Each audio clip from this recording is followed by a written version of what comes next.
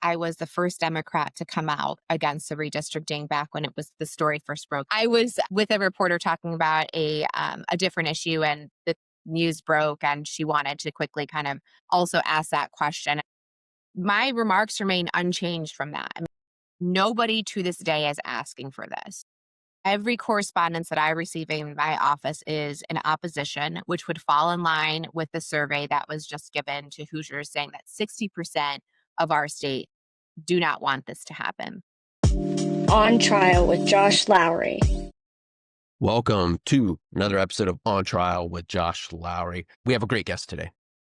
State Representative Victoria Garcia Wilburn was with me. Representative Garcia Wilburn and I have gotten to know each other a bit over the years. We ran for office at the same time, and she is just a great representative, figuratively and literally, of what the Democratic Party is. So often, people's views of the Democratic Party are not even based on what a Democrat said or did. It's based on a caricature of the Democratic Party that's painted by right-wing media. But here in Indiana, what we've seen is once a Democrat gets in office, their vote total usually increases. Because when the voters actually see them and meet them and get to know them, they're like, okay, I'm good with this. And that's what you're going to hear today. Representative Garcia Wilburn is brilliant, funny, likable, like all those things, right? But like you will hear that she's always talking about how to help Hoosiers. The way that she addresses each issue doesn't start from here's who I want to penalize. It doesn't start from a vision of here's who the problem is. She wants to help people, and let's work towards that solution. If I could have more say in the way things are played out on media, right? Because even if a party has a plan, social media, TV, they do whatever gets the most clicks, right?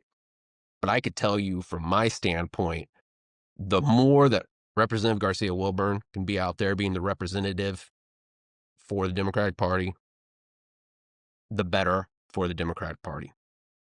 Right? She's the type of person you want people to hear, you want people to see, you want speaking on our behalf. So you guys are going to love that interview.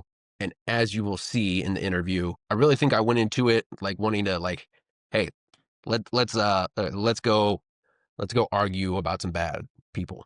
Right? Like, let's go start some problems. But she really took us down a path of hope, which right now I think all of us need more than anything. So you guys are going to enjoy that interview, and we will get to that. But first, I want to talk about something that I brought up the other day. I talked about the book Abundance by Ezra Klein and Derek Thompson. Now, this has become a very popular book. I think part of it is for the simple reason you keep hearing people say, well, Democrats need a positive message. And then with the book Abundance, these two guys who are Democrats, right? But they're very thoughtful. They're very policy wonk type of guys, right? They did lay out like a positive, here's what we can do type plan.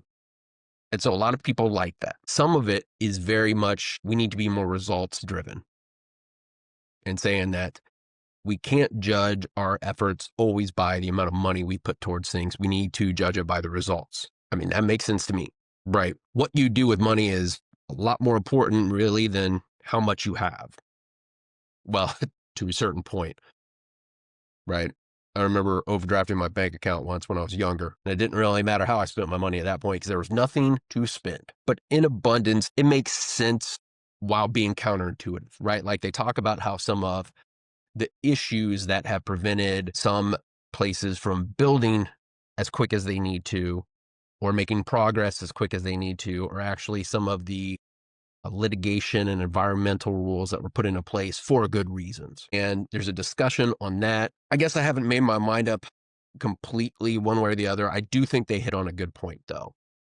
A lot of the issues that drag some of these things out are that there's so many things trying to be achieved that sometimes when a law is passed or a project is done, there are 30 different requirements because they want to make sure they hit 30 different points, whether that's equality, diversity, environmental, you know what I mean? Like And the idea is that if you're doing too many of those, it might slow the whole thing down. And so I guess I would say with that, like, I am unwilling to just reject my beliefs, reject my goals. I'm not willing to stop trying to make the world a better place just because it might slow something down. But we do need to become more narrowly focused when trying to achieve a goal, right? If you're trying to solve all the problems, it's going to be really hard to solve any of them. Like, we only have so much focus. We only have so much time. We only have so much energy. People, like, pick something, get the shit done. I know that sounds really vague, but that's kind of the whole book, right? I really think a lot of the book is really, we're arguing about a mindset going forward. Look, we'll cross those bridges when we come to it. The part of the book that really, really caught me, though, because I've been saying something of this myself, but damn it, I never wrote it in a book and published it, so I can't, like, claim credit for it, is the idea that there's not a focus on innovation anymore, on achievement. It talks about, for example, if you would have told somebody in 1950, we're going to send somebody to the moon by 1969, they would have been like, what are you talking about? But because there was this focus that America must achieve this thing, they got it done. And I've been saying for years that I don't think there's enough focus on innovation as far as helping people. We have all types of innovators in America. We have all types of entrepreneurs. I mean, we make something and then we make it better and we make it better and we make it better. I mean, the technological advances just since I was a kid are insane. I mean, I remember going to the movie store and renting a movie. And after you watched the movie on the cassette, on the VHS, you had to rewind it. And everything I just said about that sentence makes no sense to a kid nowadays. Like, they have no idea. They're like, you had to do what? There was a store. There was tape, be kind and rewind. I don't know. So we didn't have a Blockbuster growing up where I lived. We got one later after, like, people kind of stopped renting stuff. So it seemed a little bit late. But I remember going in to the movie and they would have, like, the 5 for $5. I don't know if anybody else had this, right? So you'd go to the section and they were basically not new releases, right? You rent 5 movies for $5. You get it for 5 days. And that shit was awesome. I like to pick them like 5 at a time by the actor. I'd watch all the Bill Murrays, all the Dan Aykroyds. I think a lot of times I would just watch the Rocky series over and over again. I don't know if I was expecting a different outcome, but every fucking time Rocky won. Well, except when he didn't. All right, look, here's the point. America innovates all the time, but we don't always put that same effort and innovation into providing services for people. Now, from a completely practical and logistical standpoint, I get it, because a lot of those things aren't profitable, right? A lot of the times, like, when there's some great achievement that happens, it's because someone was an innovator and they wanted to get rich. Okay, cool. We still have the benefit of that thing, right? But providing healthcare to low-income people is not going to probably make you rich, right? And so that, to me, is where the government needs to step in, right? I don't think the government has to try to change the outcomes of the market always, right? But it needs to identify where is the market not meeting the needs of the people. And there's no more glaring place than, like, healthcare, right? Specifically for low-income people, but healthcare for a lot of, like, the really, really sick. It's not going to be profitable for an insurance company to provide healthcare for someone that's really, really sick, right? That's why you have insurance pools, which, by the way, side note, every time I hear someone say, I don't want to pay for someone else's healthcare, motherfucker, do you have any idea how healthcare actually works? If you pay insurance premiums, you think all that money sits to the side until you have a surgery? You think Aetna's just in there like, hey, this is Josh's money. We're going to put it over here until he needs surgery. No, it's all going together. They're paying it out. Sometimes I may be sick and the other people are paying more towards me, and sometimes vice versa. Sometimes you pay for healthcare your whole goddamn life and you barely get sick. There are other people that are in your same health pool that your money is going to pay their bills. So if you say, I don't want to pay for someone else's health care, one, you're kind of a dick. Two, you already are. What doesn't ever seem to be, and this is a big point of abundance where I really agree. Again, I wish I would have wrote this in a book. There does seem to be a lot of good faith efforts to try to solve those problems by putting more money towards those issues. But that doesn't necessarily mean that we're getting better benefits, better results. I played around with some, there are things where you can create your own type of governmental spending packages, like websites. You can do it basically on ChatGPT now. And you could basically get rid of Medicaid and replace it with Medicare, and then use technological innovation to reduce the cost so much to where it would cost about the same. So basically, we're spending the same amount of money and getting better results. People are getting better healthcare generally if they're through Medicare than if they're on Medicaid. Problem, of course, is you have one party that doesn't really want people to get healthcare. But at some point, we need to take that same effort and energy that we put into people developing new companies,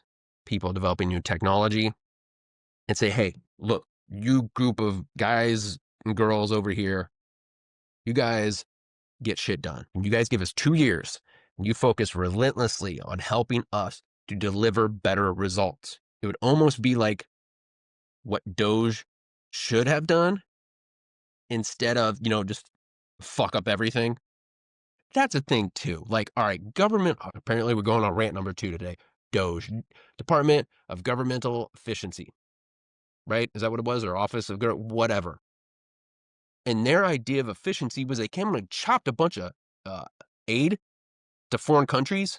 There are literally kids that are going to die because they got rid of that. Did that make anything more efficient? No, they didn't actually try to make anything more efficient. They just tried to chop stuff. To me, efficiency isn't just about getting rid of shit. It's making things more efficient. That's right. I know that's very revelatory. But to me, the important part of efficiency is efficiency, not just chopping stuff up. And I really do think back to the efficiency and the innovation in the government. It's possible. The people are there, right? It just has to be something where we're asking people to do what's best, not just for the country, but for the people of the country, right? Let's make it so that our healthcare is better for people. Let's make it so that people can go to the doctor when they need to. And what I'm saying is, I don't think it's going to be this issue of we have to come up with a multi-trillion-dollar new system. I don't think that it's this issue of we have to tear everything down, build it up from the ground. What I'm saying is I actually believe that a lot of the problems that we're seeing could be solved if we took our best minds and we put them on it and we said, this is the only thing you're focused on. See, not only is that not what we're doing, that's not even the fight that we're having right now, right? Right now, the fight's, do we do anything about environment or not? Obviously, we know what the answer is, but that's what I'm saying. The Republicans say, you shouldn't have solar or windmills. And Democrats are saying, yes, we should. The fight shouldn't be that. The fight should be, what is the most efficient way for us to improve the environment while making energy cheaper for the consumer? Side note, the answer to a lot of those things, energy, healthcare, crime prevention, education, is you have to invest more money up front. America, we always wait and deal with the symptom instead of working on the initial issue. And that is, well, it can be a hard sell because now you say to someone, hey, to fix this problem, I need to put money towards this. And what is the Republican, or the normal thing? Well, our money shouldn't go to that person. The government's going to spend that money one way or the other. We can either spend it now and help make people healthier now, or you can spend it later when you're paying their Medicaid bills or Medicare bills when they're in the hospital. We can spend the money now to try to move towards cleaner energy, or we can spend it later when we're trying to clean up the environment, but also spending more Medicare and Medicaid bills because everyone's living unhealthier. Not to mention, especially with the energy, we're giving up national security to other countries because they're making developments faster than us. But here's the thing. I know it sounds easy for me to say this. Like, of course, innovate. How hard could that be? The innovation doesn't happen if we don't have the people that can innovate. And that is what really came away from my interview with Representative Garcia Wilburn that took a twist for the positive. You'll see, I start off, I want to talk about redistricting because that was like the hot topic, or is the hot topic for Indiana, right? But Representative Garcia Wilburn really pulls me in to a much more hopeful message. When she starts talking about her students, she starts talking about being a healthcare researcher. You hear the passion in her and in her students, and the fact that they just want to make things better. The next generation, whether that's Gen Z or below, I truly believe is going to change the world for the better. Understand the normal thing is always to just say every generation below me is lazy and doesn't want to work hard.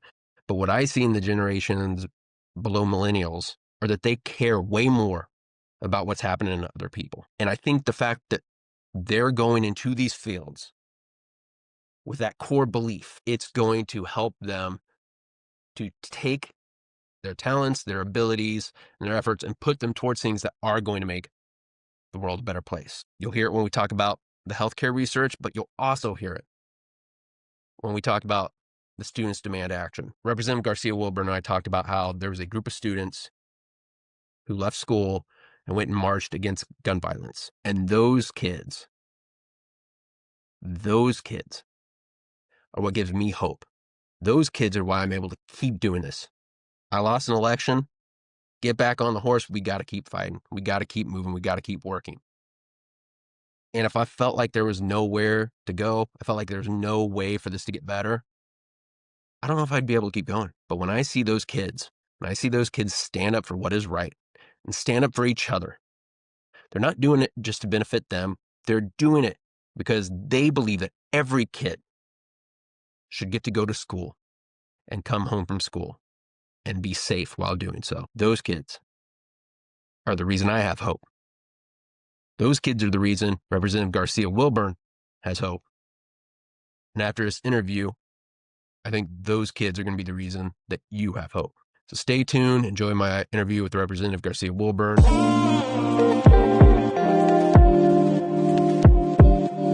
Welcome back, everybody. Today we have a very special guest, Representative Victoria Garcia Wilburn. Thank you so much for being here. It's an honor. Absolutely. So is anything happening in Indiana? Like, I feel like there's not a whole lot going on. So yeah, I think that's part of the tactic, right? Overwhelm you with federal headlines so that you are distracted about what's really happening in your own state. I think that's pretty fair. Now we're hitting the September part of the calendar, and you were elected in 2022 and then reelected in 2024. Generally, September should be a rather quiet time for a part-time legislature, right? I mean, generally, right? But I think, for somebody like me who has an open door policy, I would say that stream of issues is consistent. And then I think we hit about a tidal wave or a monsoon of issues at the beginning of August. So it's been an unusually busy fall for me, that is for sure. And actually, obviously, being in Hamilton County, for any of the viewers that don't know, Representative Garcia Wilburn is like everywhere. Like, being at events, talking to people, talking to voters. Is that something that's like mandated by being in the General Assembly, or is that just your approach to being a representative? I think there are just a certain number of districts that are actually built to be competitive. And if you look at kind of how those districts have been built, they cover multiple cities. Like the safe districts tend to just have like one area of representation. And so I think it's chaos by design. So just last night, I had an event with all the Hamilton County mayors in downtown Carmel, and then booked it to be at an event in Fishers near Oleo and 100st. And so that's not like, I feel like how typically it is for most House members. But for somebody like me that sees this position as a privilege and takes it very seriously that I work for my constituents, when I'm invited, I try to show up the majority of time. That And you deserve that. We step into these roles as public service servants, and you deserve a public service. I'm going to need to take a recording of what you just said, had that played for every representative in our state house. So some of them that don't seem to remember, remind them why they are doing this, that it is about the voter. This isn't supposed to be a job for them. Which, speaking of, this is not the only thing you do. You have a full-time job. You're a mother.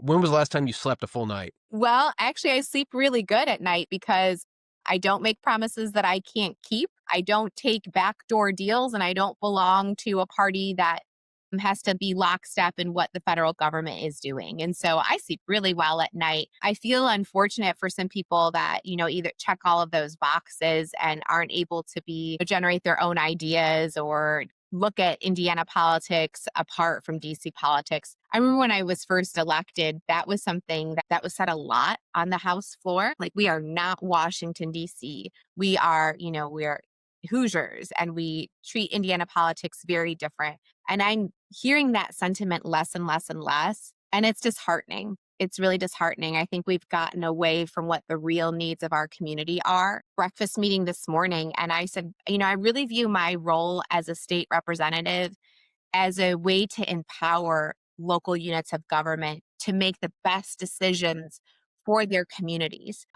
But I think what has happened, particularly in these last 2 decades, is this overwhelming arrogance that the states know what's best for the communities, and the communities and local units of governments must oblige by all of these checks boxes and rules and regulations to the demise of our own communities. And so it's just an interesting time right now. I mean, who would have thought I would be using words like, champions for small government? Who thought I would label myself as a fiscal conservative? But, the General Assembly has not been judicious with the responsibilities they've been given.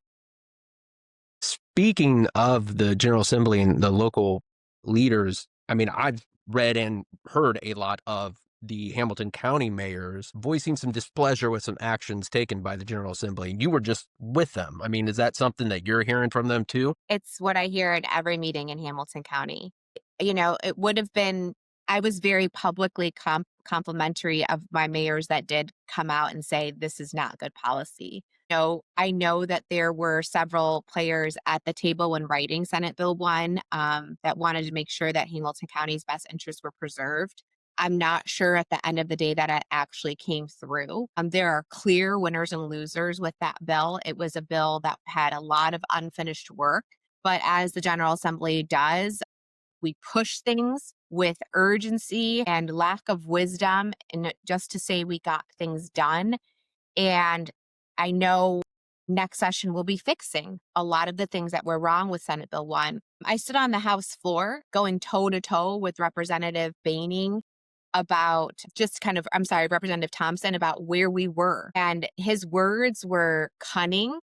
They were deceptive. I flat out said these next 2 years will be a loss for Hamilton County. And his response was, it's not necessarily a loss, it's a decrease on the increase. And so, you have to pay attention to what is being said. And I think with all of the shocking headlines that have been thrown at us, people are just unable to pay attention to the little things that really matter, that have big long-term consequences. For sure. And one of the things that's going to potentially have very long-term consequences, speaking of Hoosiers, taking their marching orders not just from Hoosiers. I mean, the only thing anybody's talking about right now is redistricting. And now, of course, you were a state representative, so that may not mean that you're in a seat that would get redistricted, but you're going to have to be in the session where they possibly talk about this and vote on this. Can you just give us an idea of where your head is at as far as all the redistricting talk goes? Yeah, I want to make sure that I hit on a couple things specifically. So the first thing is, I think I was the first Democrat to come out against the redistricting back when the story first broke at the beginning of August. She was, for the viewers, by the way, she was.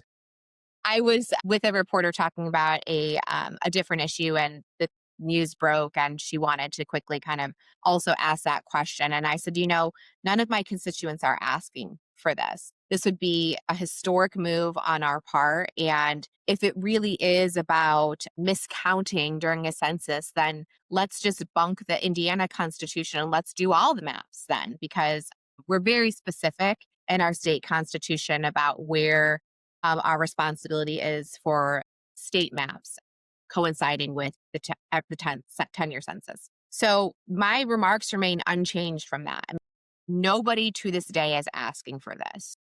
Every correspondence that I receive in my office is in opposition, which would fall in line with the survey that was just given to Hoosiers saying that 60% of our state do not want this to happen. The second thing I want to make sure that I say is that there are elected officials that were around in 2021 when these maps were solidified that said these maps were perfect.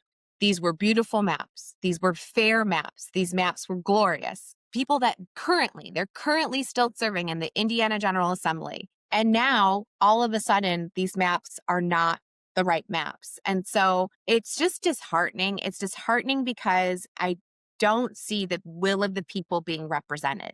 I see the will of Washington being represented. Yeah, and some of the Republicans, and whether they meant to do this or not, but I mean, they've flat said that this really is about not Hoosiers, but about the federal breakdown, the control of Congress. It's almost like they're trying to make sure that Republicans in other states' voices are heard more, but like they're supposed to be representing Hoosiers, right? Right.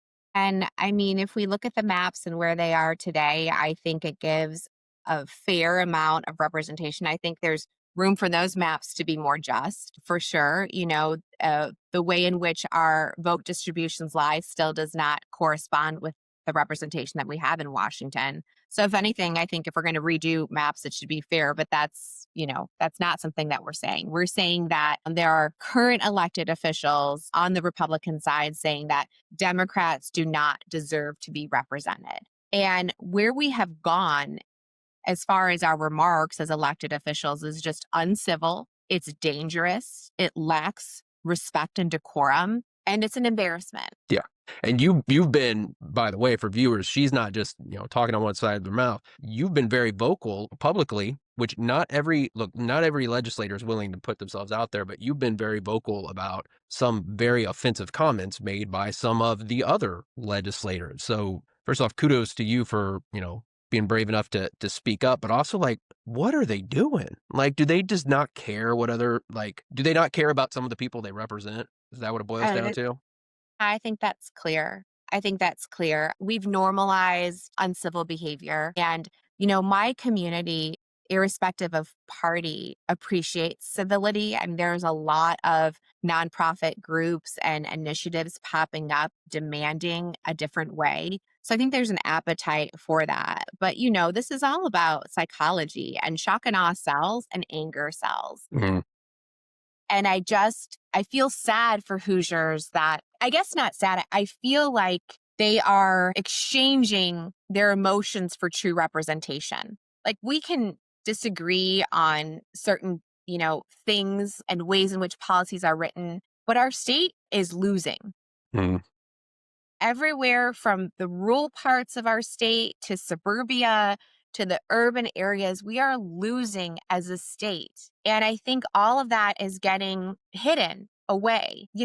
Quite frankly, great that we have our bond rating is great, but we have people suffering. We have our parents, grandparents, older adults are suffering right now that have made all the right decisions in their life financially, have held good jobs, maybe had a pension, saved for retirement, and they are one fall away from being reliant on Medicaid and Medicare for the rest of their life. So if we don't think these issues will eventually come for us, we're sorely mistaken. And Medicaid is about to, take a huge hit. And Indiana, we already were dealing with this here because there was a massive, was it a $1 billion shortfall in the Medicaid fund that they try to make up? And now there's going to be future cuts. So, have you been thinking about, as a legislator long term, like, what are we going to do about that? Well, lucky for me, I was thinking about this as a clinician long before I came to the General Assembly. I actually ran in in 22, I ran on that platform that we are incredibly over reliant on federal funding. We've treated federal funding like budget line items that would exist in perpetuity. And that's not the case. All of that Democrat DC money has run out. Trump has been clear that those days are over. The days of robust federal support are over. And quite frankly, I should give Director Rube a pat on the back for wanting to undertake this again. But I mean, when he reinvented Medicaid and our version of HIP, et cetera, the first time, the healthcare landscape is drastically different now. Mm-hmm. And because of Indiana's desire to close their eyes to real problems, we have let an immense amount of fraud and fraudulent practices impact everyday people's lives. So there has been a lack of audits, there's been a lack of oversight, there's been a lack of regulation and regulatory compliance in the system, and people are suffering. Providers are suffering. There hasn't been adjustments to provider rates in forever. And so this doesn't look like a very welcoming climate to both provide care and receive care. And Medicaid is, I mean, we have millions of Hoosiers that rely on Medicaid already, right? Right. And I think that should speak to the infrastructure that we've built. At what point are we willing to look into the mirror and say, we have created this problem? Why is our poverty rate so high? Why is that? Why do we have an over people with chronic diseases that impact their well-being and everyday life and their opportunities to work? Why do we have more of that in Indiana? Mm-hmm. Why is it when somebody experiences something catastrophic, why does it take longer for them to receive care? Why are prior authorizations so long? So when somebody does have a stroke or a heart attack, why does it take so much longer for their next level of care to rehabilitate them? Why does that take longer? So at what point are we willing to look at how we've created just a flawed system? And how can we start rebuilding and repairing that? And I'm not hopeful in that regard yet, because the majority of one party holds a lot of the power and they're unwilling at times to hear about the ideas and the perspectives of the minority power. So, I mean, we have to get over that. There has to be room for collaboration. There has to be seats at the table. I think power is a real thing and it's a heck of a drug. And I think that politicians need to be reminded who they work for and what their interests should be. You know what's wild is through all these Medicaid cuts and the big beautiful bill and everything, I feel like all I heard was people talking about how healthcare was going to be paid for. And like it just kind of hit me like a bolt of lightning. You were just talking about the quality of healthcare and the actual recipients of the healthcare treatment. I don't think that's a part of the conversation basically at all when we're talking about this stuff, other than you, right? Well, I mean, I like to be an upstream problem solver, right? Prevention. But we're so far down the downstream, it's like we're drinking from a fire hose. And the losers will be our medically complex children, our older adults that are on a fixed income, and the people that haven't, that don't have a rainy day fund because they're living paycheck to paycheck and the unexpected happens to them. The worst case scenario happens to them. And that should cause us all, to be concerned. I think the narrative that people like to be reliant on a system and people are lazy and they don't want to work, I think that the proportion of that actually exists is very, very, very, very, very small. And we have couched it as something that is a rampant problem, and that's just not true. Well, and also that's not really how Medicaid works, right? It's not like Medicaid sending out a check just because someone is on it. So like the idea that there's someone just sitting on their couch in order to collect Medicaid benefits, like, no, it's just providing them health care. So let me ask you this, can take us behind the curtain. When there are these laws being passed or discussed, and it seems like the public facing arguments are just misleading, right? Like that Medicaid, I know this was Congress, but it's a very common phrase here too, is to hear Republicans say, well, we just want lazy people to get a job, right? But that's not really how this stuff works. Behind the scenes, I mean, do they know this stuff? And they're just doing it anyways, or do they really believe that that's how Medicaid works and there's just a bunch of lazy people out there taking advantage of? It's probably a mixture of both, right? Like, I mean, at the end of the day, I'm not one that's going to shy away from sharing their perspective or opinion. And so when we had the Medicaid kind of reform bill up in the House, so many people came out to testify to say, number one, it took me 9 months, 12 months, 18 months to even qualify for disability benefits.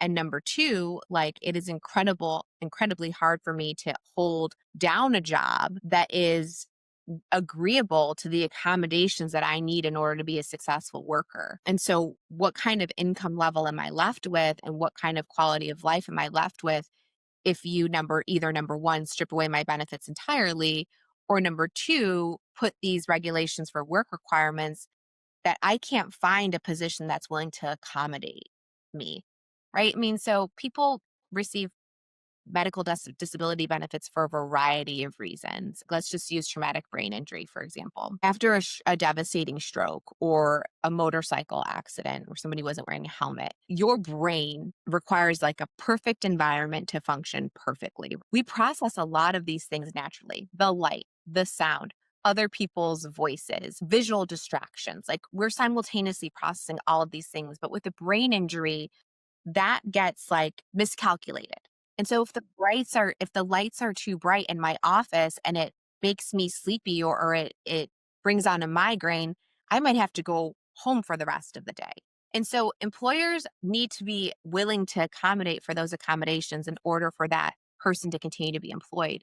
But oftentimes what happens is that people feel either embarrassed about disclosing their disability, or they have an employer who agrees on the front end, but the entire workplace culture isn't agreeable to all the accommodations. So then you have truancy issues, you have absentee issues, you have people aren't finishing their projects on time and they get fired. And so it's like this devastating cycle of qualifying for benefits, not qualifying for benefits, being given accommodations, not being given accommodations, and it's exhausting.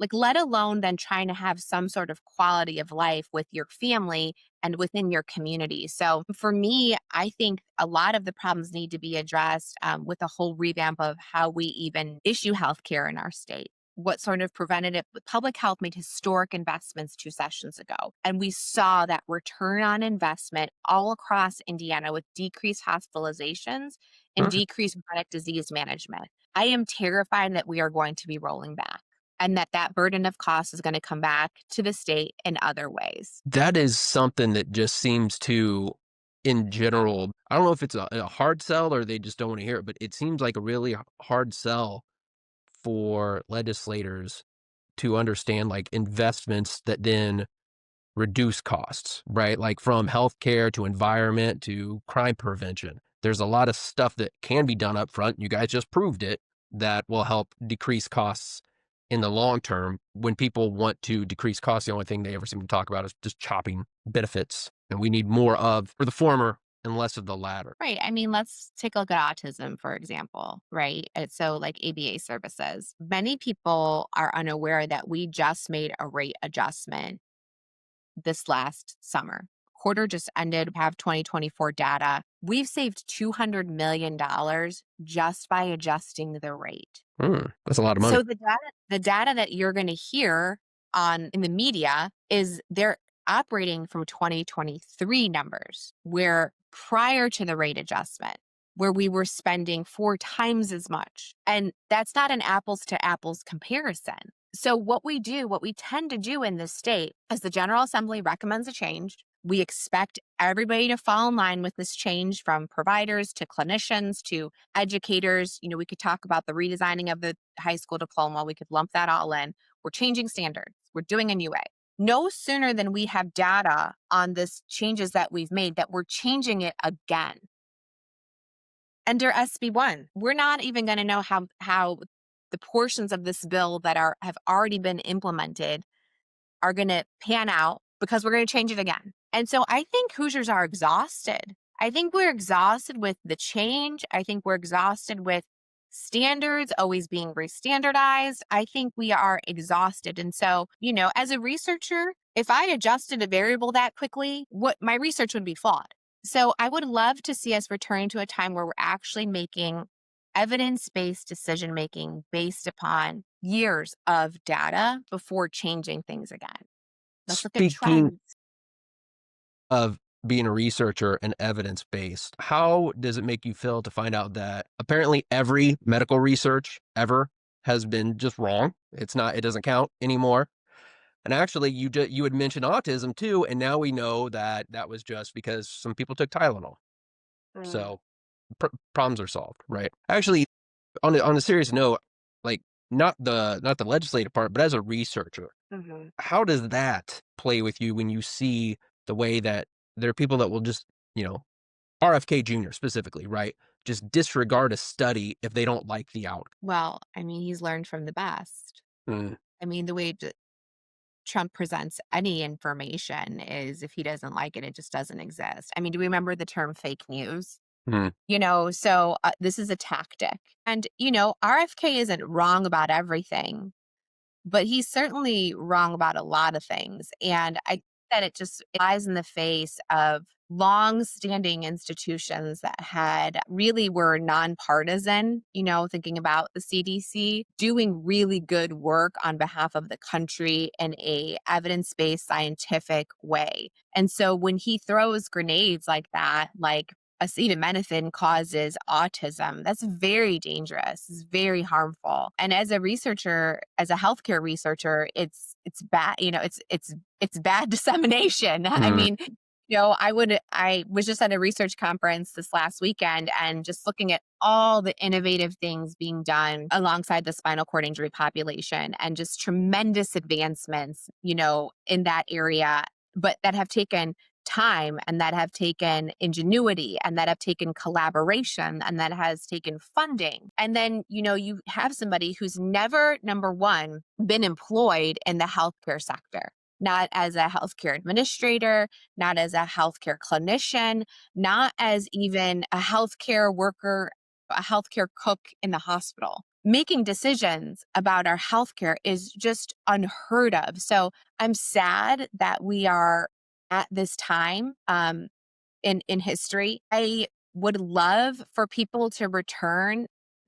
I think the genesis of all of this is like we want medical freedoms, but we only want medical freedoms in certain areas. Like, let's go back to medical freedoms in all areas. Let's go back to talking to your provider, making the best decision for you, having autonomy and agency over your own personhood. Let's go back to that. I mean, listen, my doctor will recommend things for my care, and I either accept that or get another opinion or reject it. I don't need the federal government or the state government for that matter getting involved in those decisions. And I think it's dangerous when we put out these blankets like that say all or nothing, but it flies in the face of person-centered care. Well, and also they're doing this. I mean, RFK Jr. specifically saying it's under the guise of personal choice, but then they're actually banning certain things. And that's not personal choice. That's literally taking the choice away. How do you balance Exactly. Yeah. how do you balance being a healthcare researcher and a legislator from the simple fact it seems like the Republicans are trying to partisanize everything, right? Science, research, so on and so forth. And like my degree is in exercise science from undergrad. Like that's just not how research works. It's not partisan. They go into a lab or research or whatever and try to figure it out. So when you are spending your professional career doing the research, but then as a legislator, you're having to deal with the negative impacts on that. Like, do you think it gives you more of an insight, or do you think it's just kind of blatantly obvious that this attack on research and science is not productive? Yeah, I mean, so I deal at the graduate level with doctoral students. And so I'm at the phase in my career where my own personal line of inquiry has kind of come to a close. So I spent like about 10 years as a adolescent addiction researcher. So like my own line of inquiries closed. And I now sitting in a position where I get to mentor all of these new, this new generation of researchers and help them design their projects and think about fidelity and reliability and validity and think about impact to not only communities, but the profession and thinking about their results and just their analysis, all of it. So it's a really exciting time for me. in my career to be at this position because I still remember who I was when I was sitting in the classroom. But I will say that like this generation of researchers understands the political landscape and understands what they're up against, but nevertheless, they are committed to improving healthcare at all costs. And like that gives me hope.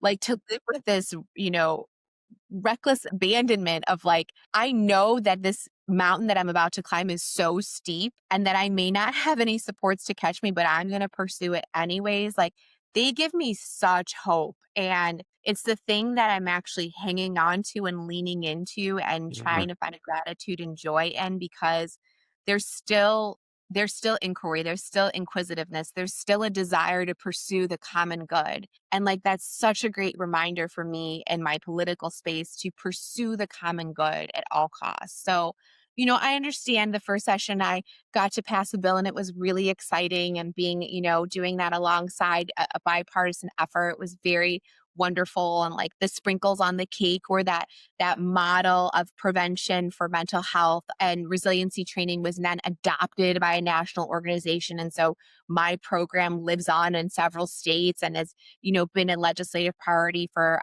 my fellow state lawmakers. Like that is all amazing. But I also like have accepted the fact that like my good ideas also now will exist under Republican names, but I refuse to sit by and not pursue a common good just because I'm not a first author on something. So I'm pursuing our best interests as a district in a lot of different ways. And I hope that when people hear me say that, they don't think I have sold out or something, but that they can see that like my pride is at the door and I care about getting good things done for the majority of people. God, I wish every legislator in that building had that same attitude that you had to put the common good forward. Let's demand that then. Yes. You have just given us a lot of hope right at the end.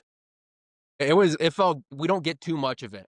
And so I want to end on just one other piece of hope that I think you probably saw last week. The students that walked out and did the students demand action. And I don't know how it is for everyone else, but seeing young people step forward like that is one of the things that does give me hope. And so I just wanted to hear what you thought about that, if it inspired a little bit of hope in you too. Oh my goodness. I mean, so first of all, I have a high school junior and she I wasn't in town that day. I was in this research symposium in Philadelphia.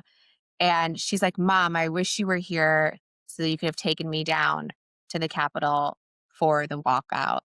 And I just love that she, because of my service and because she's paying attention, she gets to participate in her democracy and she values that. And so it encourages me. It encourages me that even our young people have had enough in their short times. Like I had to explain to my 12-year-old that I didn't grow up doing active shooter drills. And that was wild to him. I mean, what are we normalizing as a culture? And whose hands are guilty of that?